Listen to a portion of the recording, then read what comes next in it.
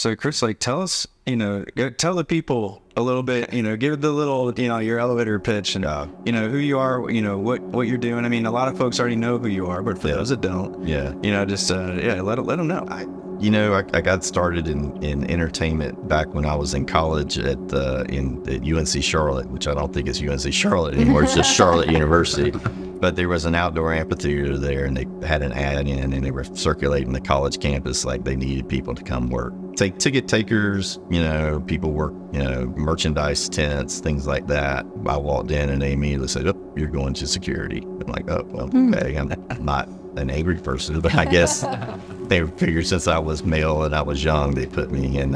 So I worked my way up working security there and front stage security. And it was the first real introduction into the entertainment world. And it was a lot of fun. And I never really got out of it ever since. Even went to arena football after that, worked in sports for quite a while. That's actually where I met my wife, Leslie, through the Georgia Force arena football team. And then went to work, that was with Phillips Arena in Atlanta, and then went to the arena at Gwinnett Center, which is just north of that. So I was adding it up the other day. It's more than 30 years of sports and entertainment industry experience. That's amazing. And it's been a lot of fun. We've gotten to work with, trying to think of some of the first people we worked with at the amphitheater. Reba McEntire, got an interesting story on her. Brooks and Dunn, Def Leppard, right after the drummer lost his arm, they went back out on tour and came in, and just those guys playing soccer in the back and kicking the ball around. Got to play ping pong against Melissa Etheridge. She kicked my butt straight up with it. Her head barely goes over the ping pong table, so I said she had an unfair advantage. But it's just, everybody from Metallica to Bette Midler to the Cotton State Cat Show. I mean, I've been blessed to have a lot of different experiences to work with a lot of different people. And then my wife, Leslie, she's from Huntsville. Her family was here when we moved over about 8 years ago. And I kind of decided this was going to be home. And worked with Huntsville Hospital Foundation, and then kind of went out on my own and started the Hendley Group. And we've been super involved with a lot of different organizations, primarily fundraising or nonprofits that need help with their fundraising events. You try to walk groups through the steps as to what it's going to take to actually put on a successful fundraising event and make sure that they're telling their story and the why.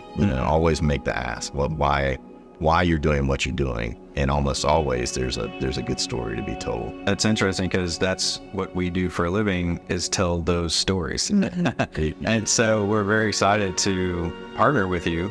So how did this idea pop up in your head, and what does that look like for you? We're excited in our relationship that we've been able to develop over the last handful of years, and Emily even longer than that. For what we do, and getting to know Emily a few years ago, and then through Emily getting to know you, it becomes kind of apparent. I guess if you've done it for a while, you figure out who gets it. And that's, in my industry, that's really the biggest compliment you can get. I had one of the agents in Nashville I was talking to about booking talent to bring to Huntsville, and I asked him, well, how did you hear about me?